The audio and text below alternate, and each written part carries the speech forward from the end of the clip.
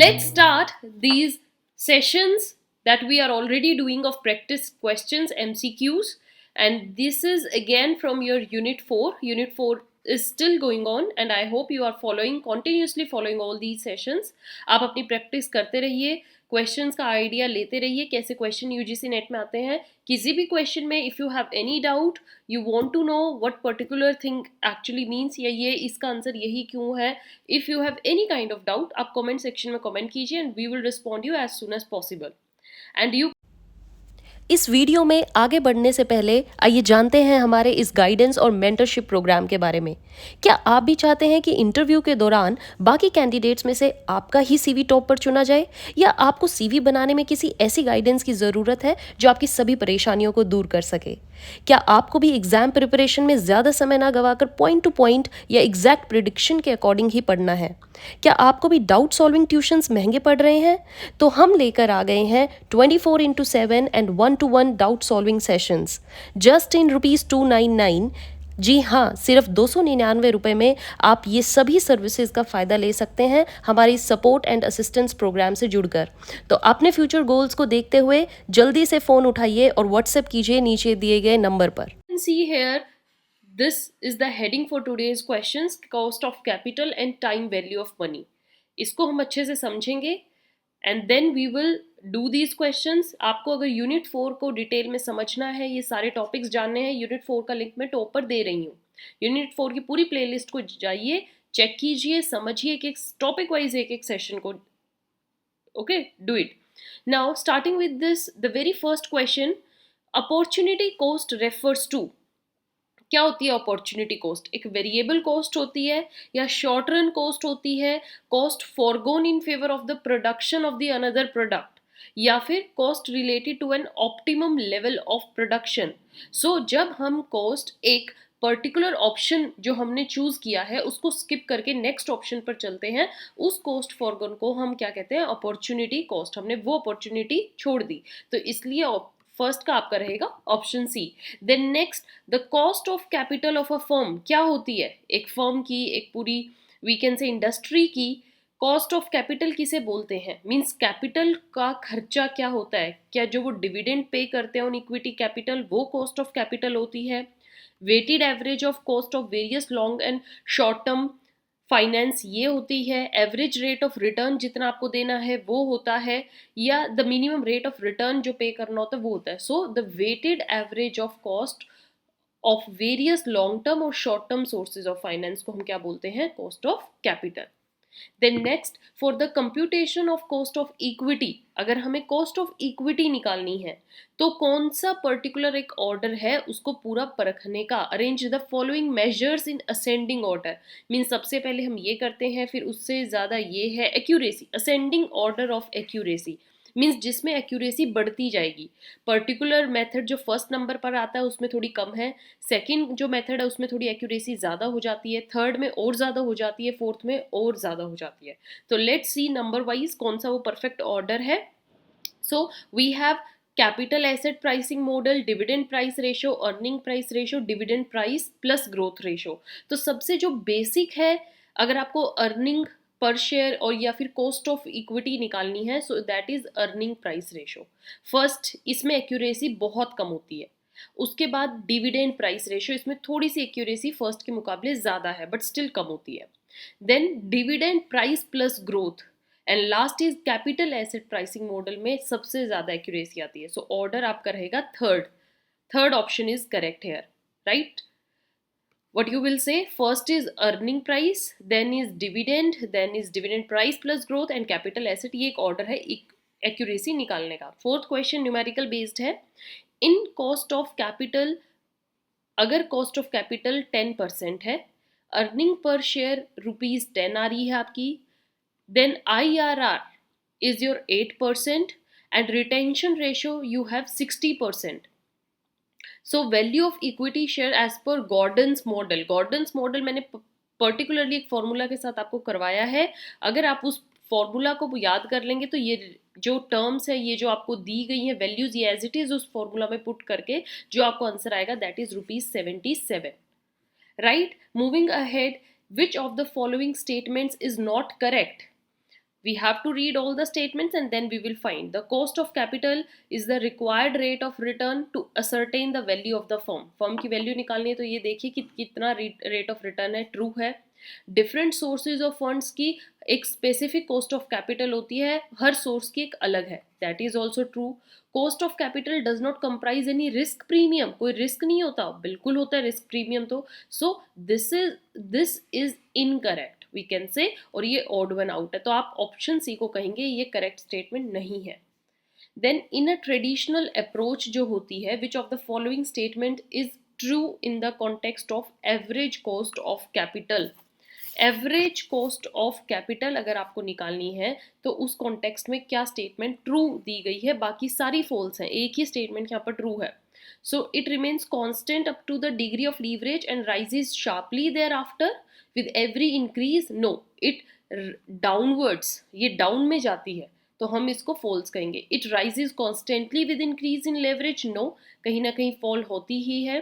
Then it decreases up to certain point. Yes, सबसे पहले decrease होती है, फिर एक कांस्टेंट रहती है, and then it rises beyond certain point. तो ये आपका एवरेज कॉस्ट का वी कैन से क्या रहेगा, एक ग्राफ रहेगा. तो हम ऑप्शन सी को ऑड वन आउट कहेंगे. Then it's the true statement actually given to you. The presence of fixed costs in total cost structure of the firm results in. अगर आपकी फिक्स्ड कॉस्ट है, total cost में देखो fixed cost भी होती है और एक कॉस्ट आपकी वेरिएबल कॉस्ट होती है, यू नो दैट. तो फिक्स्ड कॉस्ट का क्या रिजल्ट होता है, फिक्स्ड कॉस्ट की वजह से क्या होता है, so that is financial leverage, उसको बोलते हैं ऑपरेटिंग लीवरेज, जो होती ही होती है. सो हम यहाँ पर फिक्स्ड कॉस्ट को ऑपरेटिंग लीवरेज ऑप्शन बी कहेंगे. Next again a mathematical question given to you. Indicate the cost of capital. हमें कॉस्ट ऑफ इक्विटी कैपिटल निकालनी है based on the asset price model, and the information हमें दी गई है, beta coefficient दिया गया है, रिस्क फ्री इंटरेस्ट रेट दिया गया है, एक्सपेक्टेड रेट ऑफ रिटर्न दिया गया है. तो अगर हम इनको फॉर्मूला में डालेंगे we get the value 18.8%. Then ninth question, interest paid या फिर earned on only the original principal borrowed या फिर lent is offer refer to as. Interest pay करना या कहीं से आपको इंटरेस्ट मिल रहा है, इसको हम क्या बोलते हैं, this is known as simple interest. Very easy.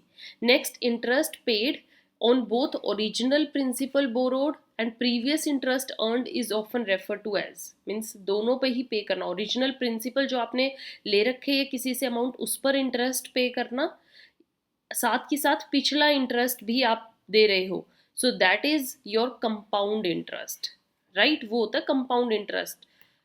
Then the time value of money supports the comparison of cash flows record at different time period by which method we use time value of money निकालने के लिए. So that is your discounting all cash flows to a common point of time. That is the first method we use. Next, if we move from present value to calculate the future value, we can use the concept of compounding rate. That's true. If we were to move from future value towards the calculation of present value, future से present में आना है, अब कौन सा concept use होगा, so here we use discount rate. Okay, क्योंकि future में प्राइस ज्यादा हो जाएंगे, हमें डिस्काउंट रेट मेथड से प्रेजेंट वैल्यू निकालनी होगी. Next is in 2 years I am set to receive 1 lakh मुझे मिलेंगे 2 साल में.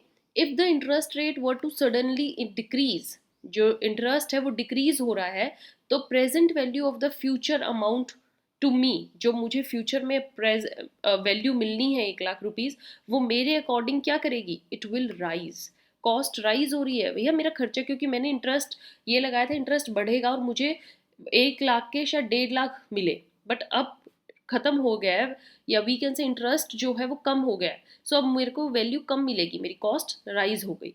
Okay, then in which of the following ways should the discount rate be adjusted to increase a given future value. अगर हमें future value जो दी गई है उसको increase करना है, means future time में, तो discount rate के साथ क्या करना होगा, discount rate के साथ we have to adjust it in upward direction, upward करना होगा उसे. okay, then 15th question, which of the following concepts deals with the discounted cash flows.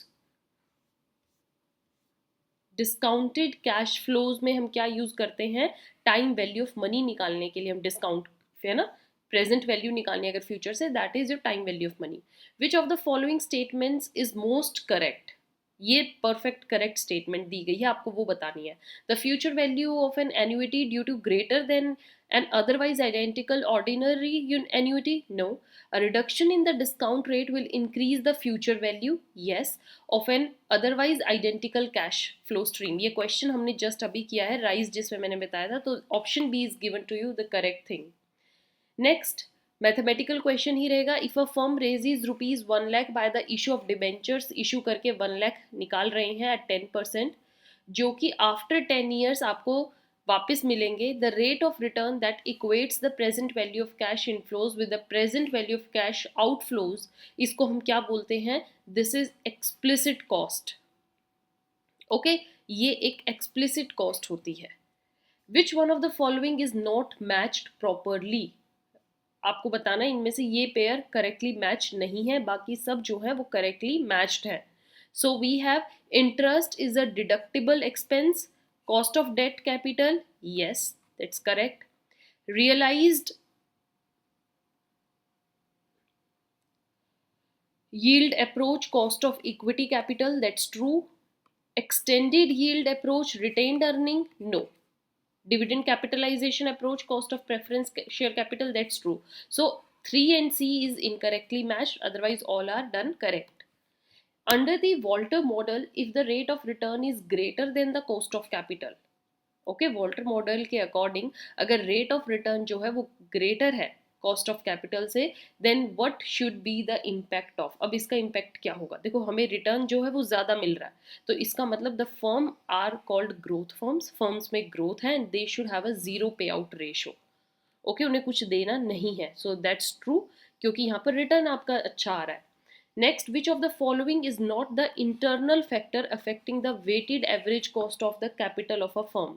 एक फर्म की एवरेज कॉस्ट को जो अफेक्ट नहीं करता है, ओके, इंटरनल फैक्टर बाकी सारे अफेक्ट करते, ये नहीं करता, तो कौन सा है, इन्वेस्टमेंट पॉलिसी करेगी अफेक्ट, कैपिटल स्ट्रक्चर भी करेगा, डिविडेंड पॉलिसी भी करेगी, market risk premium for the firm ये अफेक्ट नहीं करेगा. Then, which of the following is the most popular method for estimating the cost of equity, अगर आपको निकालनी है तो ये मेथड सबसे पॉपुलर है, कैपिटल एसेट प्राइसिंग मॉडल. क्यों, क्योंकि इसमें एक्यूरेसी रेट सबसे हाई होता है, as I told you in the very earlier questions. Okay, so we use capital assets pricing model. Option A.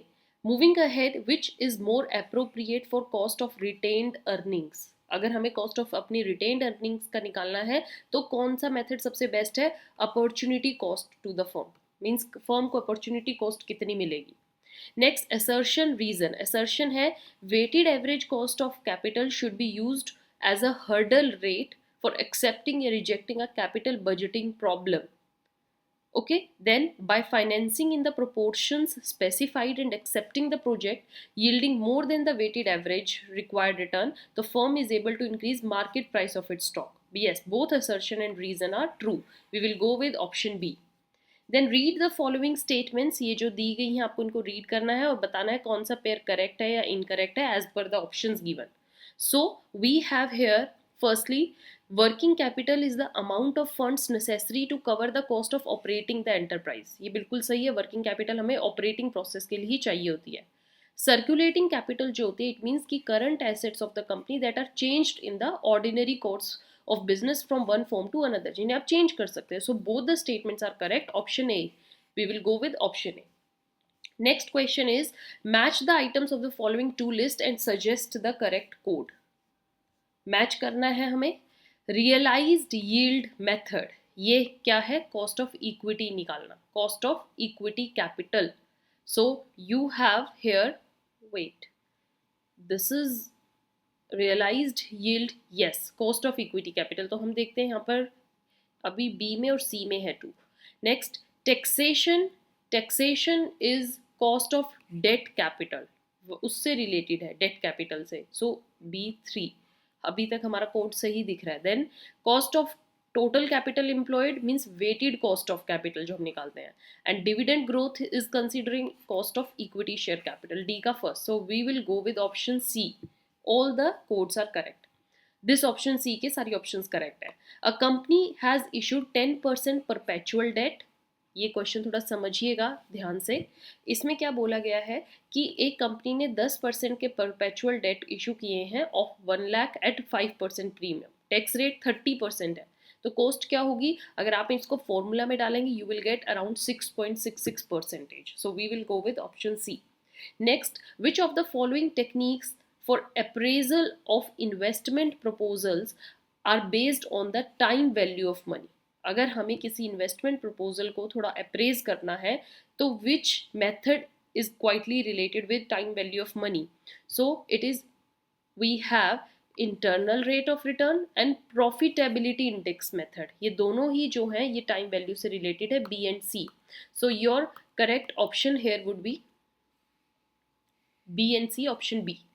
Then next, which of the following can be defined as the cost of capital from the investor's point of view? Means suppose मैं किसी firm में या किसी share में invest कर रही हूँ तो मेरे अकॉर्डिंग वो कॉस्ट ऑफ कैपिटल मेरी क्या होगी. So that is yield of capital sacrificed. मैंने कितनी कैपिटल को सेक्रीफाइस किया है, वहाँ से मुझे कितना पैसा रिटर्न आ रहा है. Last, which one of the following is not a method of calculating the cost of equity capital. Means बाकी सारे मेथड हैं इक्विटी कैपिटल को कैलकुलेट करने के, ये मेथड इसका नहीं है. डिविडेंड यील्ड मेथड है, yes. Dividend yield plus growth method, yes. Yield to maturity method ये नहीं पढ़ा है हमने, so it is out one out, ये मेथड नहीं है. So I hope students you have covered with me all these 29 questions in detail. Still, if you have any doubt, you can contact us. Till then, maintain continuity. Have a nice day. Thank you.